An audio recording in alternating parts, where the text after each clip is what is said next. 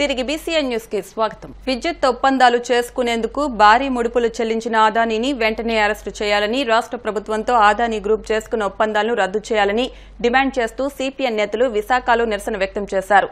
GVMC వద్ద అదానీ ఫ్లెక్సీని దహనం చేసి నిరసన తెలిపారు. అంతర్జాతీయంగా ప్రధాని మోదీకి అత్యంత ఆప్తుడైన అదానీ అవినీతి అక్రమాల భాగోతం అమెరికాలో బయటపడినా ఇప్పటి వరకు ప్రధాని మోదీ ఈ ఘటనపై పెదవి మెదపకపోవడంలో ఆంతర్యమేమిటని ప్రశ్నించారు.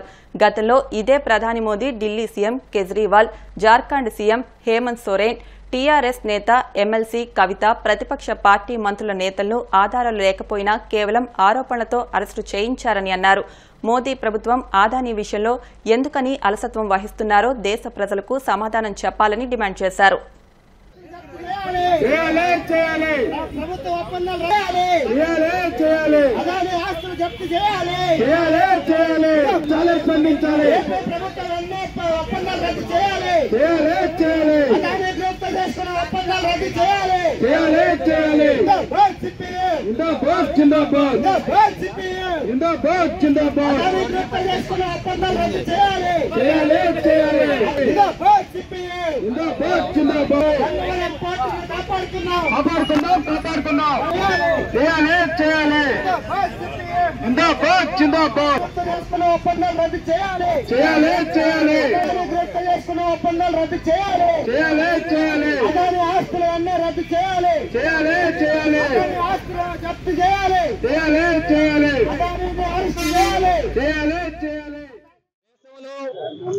భారీ ముడుపుల స్కామ్ బయటపెట్టింది.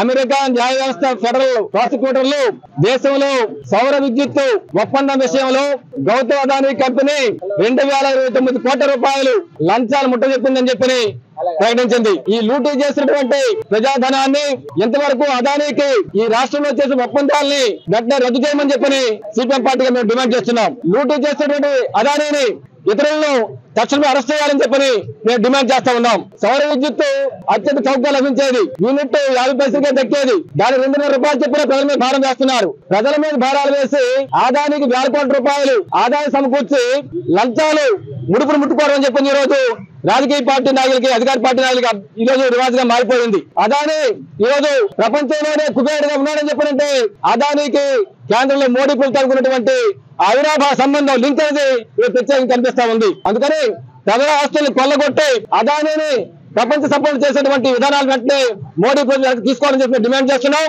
రాష్ట్ర ప్రభుత్వం వెంటనే జోక్యం చేసుకొని హైకోర్టు సిట్టింగ్ జడ్జి చేత వెంటనే విచారణ చేపట్టాలి, పూర్తి వివరాలు రాబట్టాలి. అలాగే అదానీతో ఈ రాష్ట్రంలో గంగవరం పోర్ట్ ని అదానీ కట్టుబడితో ఒప్పందం చేసుకున్నారు. దాన్ని రద్దు చేసి తిరిగి గంగవరం పోర్ట్ ని వైజాగ్ స్టీల్ ప్లాంట్ అప్పచెప్పాలని డిమాండ్ చేస్తున్నాం. దీంతో పాటు విద్యుత్ మీటర్లు పెట్టడం కోసం, స్మార్ట్ మీటర్లు పెట్టడం కోసం ఈ రోజు ఒప్పందం చేసుకున్నారు.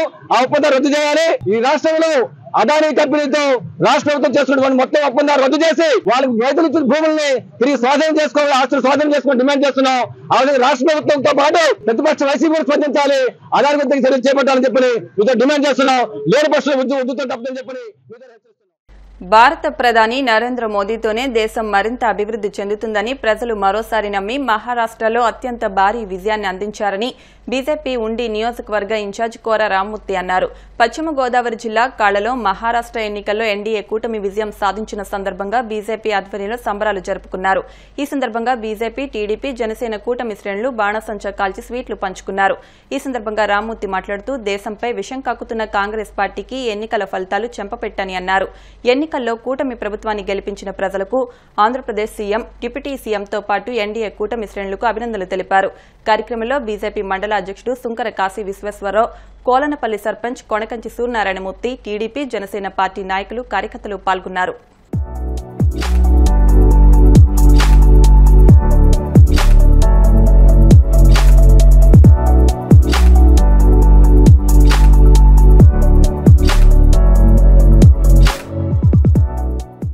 దేశ ఆర్థిక రాజధాని అయినటువంటి బొంబాయి కలిగినటువంటి మహారాష్ట్రలో ఈరోజు భారతీయ జనతా పార్టీ నాయకత్వంలోని ఎన్డీఏ కూటమి అఖండ విజయం సాధించిన సందర్భంగా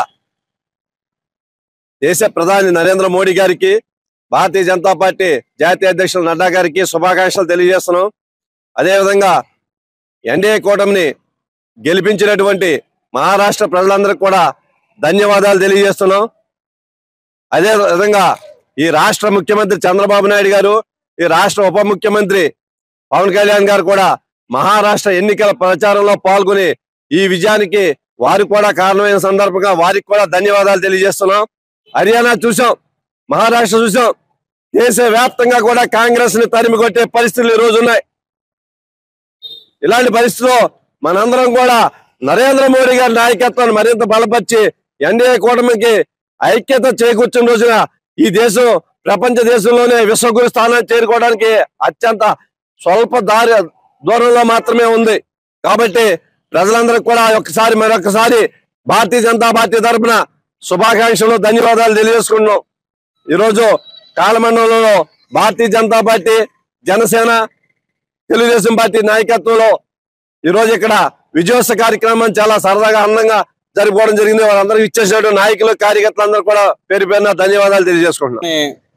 ప్రజలకందరికీ కూడా బీజేపీ పార్టీ గెలిపించిన ప్రజలకందరికీ ముందుగా నా ఉదయపూర్వక ధన్యవాదాలు తెలియజేసుకుంటున్నాను. అలాగే ఎన్డీఏ కూటమి మూడోసారి అధికారంలోకి వచ్చినందుకు నా శుభాభినందనలు తెలియజేస్తున్నాను. అలాగే చంద్రబాబు నాయుడు గారు, పవన్ కళ్యాణ్ గారు వెళ్ళి అక్కడ ప్రచారం చేసి 3 జిల్లాల్లో కూడా పవన్ కళ్యాణ్ గారు ప్రచారం చేసిన 3 జిల్లాల్లో కూడా స్వీప్ చేసి ఎన్డీఏ విజయానికి కృషి చేసిన పవన్ కళ్యాణ్ గారికి, అలాగే నరేంద్ర మోడీ గారికి, నడ్డా గారికి ధన్యవాదాలు తెలియజేసుకుంటున్నాం. భారతదేశాన్ని విశ్వానికే గురుస్థానం నిలబెట్టేసింది మోడీ గారే. మన భారతదేశంలో రకరకాల పీఠాలు ఉన్నాయి. ఒక్కో పీఠానికి ఒక్కో పీఠాధిపతి ఉంటున్నారు. రకరకాల పీఠాధిపతులు చాలా మంది ఉన్నారు. భారతదేశం అనేటువంటి ఒక పీఠానికి నరేంద్ర మోడీ గారే పీఠాధిపతి. ఆయనే విశ్వగురు. విశ్వగురు ఇంకా రాలేదు అనేటువంటి మాట కరెక్ట్ కాదు. ఆయన విశ్వగురువులు ఎప్పుడో 2014లోనే విశ్వగురు స్థానంలో నరేంద్ర మోడీ గారు కూర్చునే ఉన్నారు. ఇక మహారాష్ట్రలో దిక్కుమాలినటువంటి జిత్తులమార్ నక్కల పార్టీ అయినటువంటి కాంగ్రెస్ పార్టీ ప్రధానమైన ప్రతిపక్షం మనకి. అటువంటి జిత్తులమారి నక్క అయినటువంటి కాంగ్రెస్ పార్టీని తుంగలోకి తొక్కేటువంటి శక్తి సామర్థ్యాలు కలిగినటువంటి ఏకైక పార్టీ భారతీయ జనతా పార్టీ.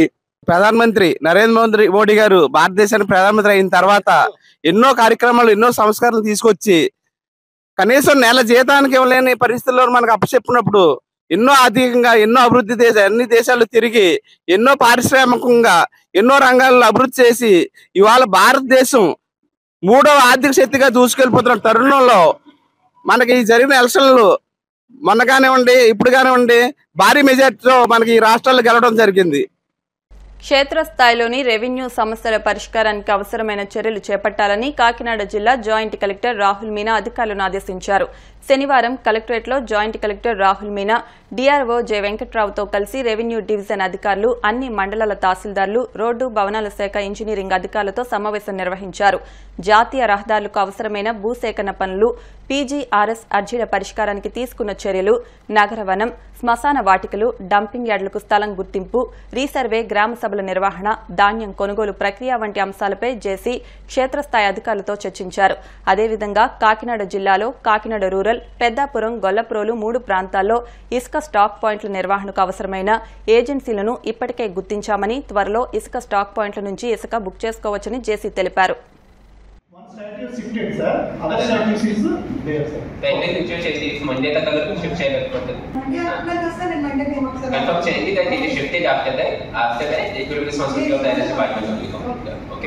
అది క్లియర్ చేయండి ప్లీజ్ మండే.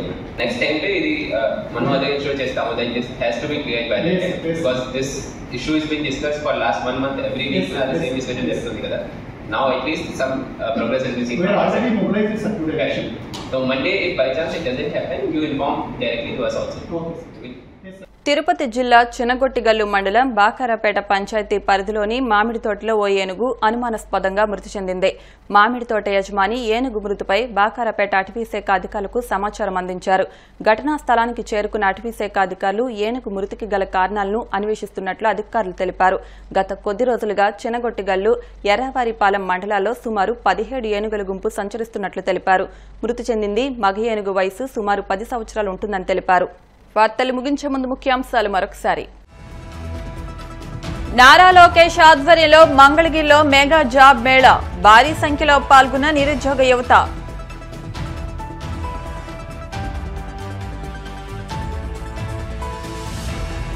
డిసెంబర్ 5న రామచంద్రాపురంలో పీడీఎస్యు జిల్లా మహాసభ జయప్రదం చేయాలన్న రాష్ట్ర ప్రధాన కార్యదర్శి కిరణ్ కుమార్.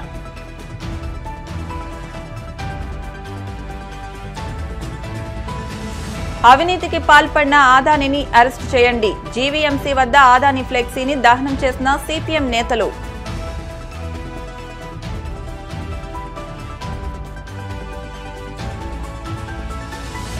క్షేత్రస్థాయిలోని రెవెన్యూ సమస్యల పరిష్కారానికి చర్యలు. అధికారులకు దిశానిర్దేశం చేసిన కాకినాడ జిల్లా జాయింట్ కలెక్టర్ రాహుల్ మీనా.